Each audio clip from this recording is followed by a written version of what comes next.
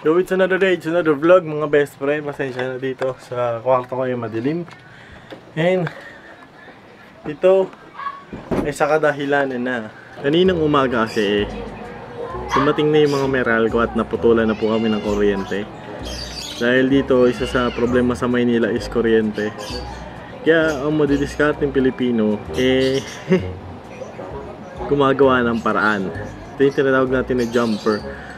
Delikado o bawal pero kailangan para mabuhay sa pang-araw-araw at makairaos ang isang araw na maginhawa.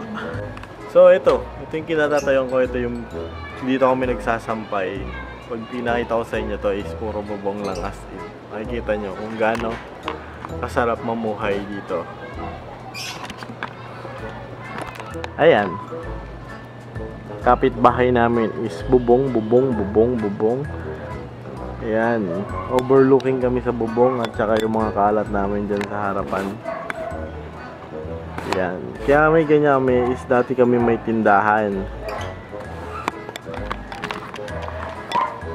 Na dahil sa mga nangungutang nalubog at nagsara. So ngayon bababa tayo at makikita nyo dito is may ilaw. Ito is kadahilanan na meron tayong mababait na kapitbahay. Ayan, puro wire, diba? Pero kung wala yan, zero tayo. Ayan nanay ko. Ma. Hello mga ka-vloggers. Vloggers. Atina. Hi ka, hi. Hi. So ayun. Kakain muna ako ng turon. Dahil kahit ganun ang buhay, kailangan umusad. Ito yung buhay ko dito sa Maynila. Hindi ganun kayaman, hindi mayaman. Tama lang, sakto lang. At least masaya ka sa buhay na tinatamasa mo. So kanina, nandun tayo sa taas. Nandun tayo kanina. So ito lang, simple lang. Pamumuhay natin sa Maynila. So ngayon, may mga segment tayo na itutur ko kayo dito sa pamumuhay. Kung ano nga ba yung buhay dito sa Maynila. So ngayon, nandito tayo sa bahay ng mga kapatid ko. Tour lang natin.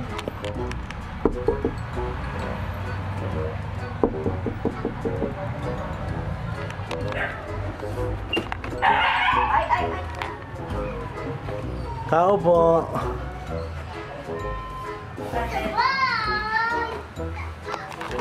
Kasi kaya ako nandito kasi nagbablog ako. Isip ka, mag-iisip ko lang. Hindi. Malakas ba mag-yelo yung rep nyo? At dahil na putulan na po kami ng kuryente kaninang umaga at sira ang negosyo. Hindi pa mo lusaw. Wala ka nang pumipili. Hi Abby.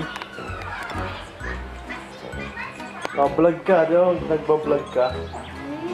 Vlog ka na. Ayan, ito yung bahay ng kapatid ko wow, bagong gawa. So ito yung isa, nakatenga pa. Maganda rin yan. Maganda rin yan. Dinaan sa dinaan sa tiyaga. Pero di pa tapos. Kaya dati wala yan, cabinet na yan. Tapos di pa naka-tiles yan. Puro alikabok pa dati yan. Hi ka naman, Abby.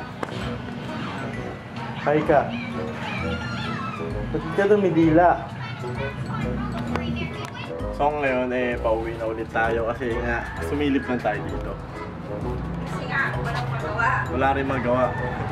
So ginagawa pa rin tong bahay na to. Kaya sarado na natin ito.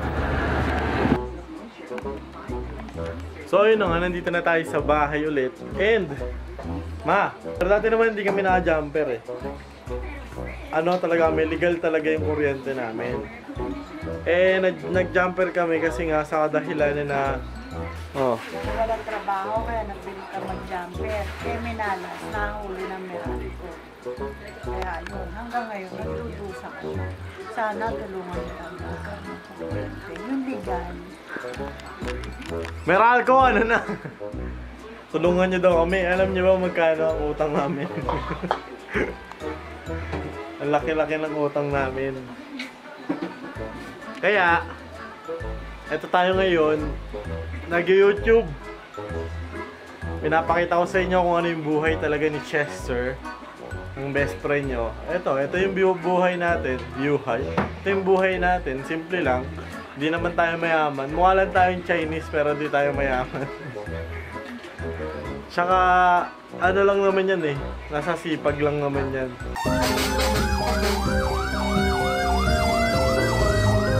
Ilang pamilya sa Tondo, Maynila ang nawalan ng bahay dahil sa sunog. Paalala ng Bureau of Fire Protection, tigilan ang paglalagay ng jumper at mga illegal na koneksyon ng kuryente na lubhang delikado.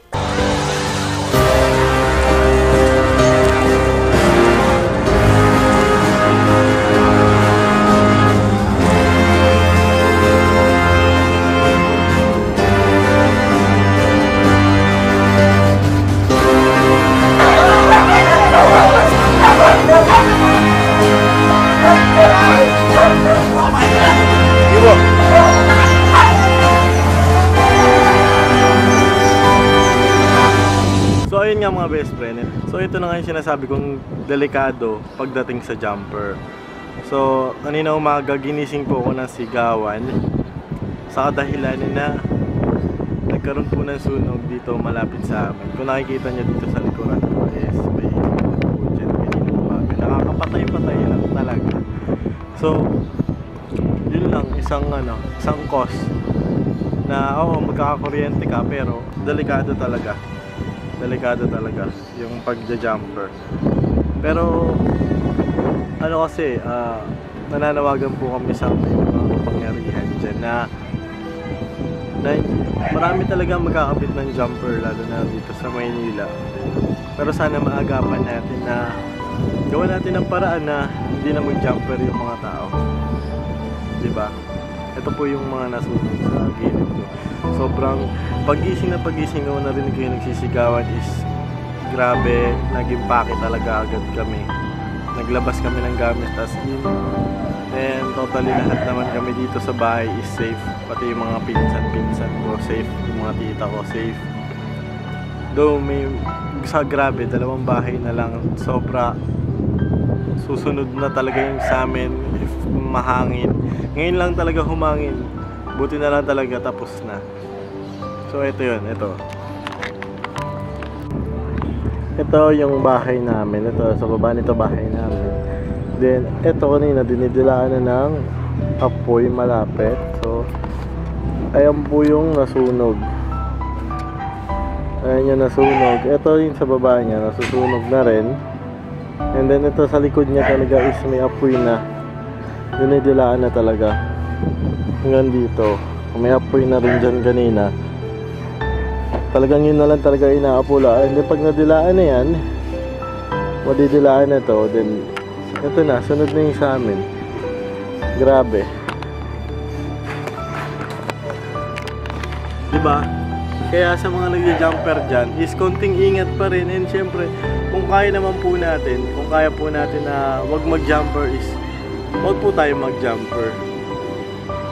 Kaya nananawagan din po yung sinasabi ko sa mga makakataas at may mataas po dyan sa ating gobyerno na gawin natin na na legal lahat ng kuryente ng Pilipino. Ayun lang, gawan lang natin ng paraan na hindi na mag-jumper yung mga tao para maiwasan yung mga gantong disgrasya. Oo, kasalanan namin mga tao na may hirap na nagja-jumper kami, pero sana naman bigyan natin ng pansin tong na itong kalagayan ng Pilipinas na to. Bukod sa kung ano nung pinapansin natin sa ibang bansa, pansinin natin yung kalagayan ng mga Pilipino dito sa Pilipinas. 'Di ba? So, ayan, once again, kung may mga kakilala kayong matataas, sana iabot nyo to sa mas nakakataas pa sa inyo at pagmitingan para nga maiwasan na natin tong jumper na to. Nakakaano lang na kung may iwasan kasi itong jumper na to, nanginginig ako. Kung may iwasan kasi itong jumper na to, sobrang ganda ng magiging resulta nito at magiging impact nito dito sa Pilipinas. Dahil yung Pilipinas talaga is puno-puno ng nagja-jumper. Sigurado ako dun. And hindi talaga maiiwasan yung gano'n. Kumbaga kasama na sa buhay ng Pilipino yung gantong sitwasyon. Lalo na dito sa tulad na yung mahihirap. So, hindi na kami ganong kahirap, may kaya, pero hindi talaga as in. Number 1 yan na dapat solusyonan ng Pangulo natin. At sana yun talaga gawa ng paraan, gawa ng solusyon para maiwasan yung gantong disgrasya. Kahit na sabihin natin mali ng mga tao yung magkabit ng jumper, o sinabihan na natin magkabit, tinanggal na natin, pero sana naman gawa ng paraan, kahit dahil hindi lahat ng Pilipino afford yung ganong kamahal na magpakabit ng kuryente. At kahit anong putol mo dyan is magkakabit at magkakabit yan, kasi kailangan ng Pilipino yan. Pero sana, yun nga, gawan ng paraan, gawan po natin ng paraan yan hanggat maaari para maiwasan natin yung ganyan sunog. Sobrang delikado talaga yan. Kung ako may pera ako, hindi ko kailangan mag-jumper, as in magpapakabit talaga ako ng legal. Halos lahat naman ng Pilipino gusto yung legal, diba? Gusto nila yung legal na pamamaraan ng magkaroon ng kuryente. Pero sa sobrang hirap ng buhay, alam niyo yun, sa sobrang dami na ng utang, hindi na natin mabayaran, hindi na natin makuha bayaran yung utang natin. And at the same time, eto na, dumadating na tayo dito sa gantong kahirap na sitwasyon na kailangan mong magkabit ng jumper na sobrang delikado para lang magkakuryente. Pag-isip-isipan lang natin yan, yung mga nakakataas dyan, na sana unahin natin yung gantong problema ng Pilipinas kaysa sa problema na kung ano-ano lang, diba? Magbigay po tayo ng pansin sa gantong pamumuhay.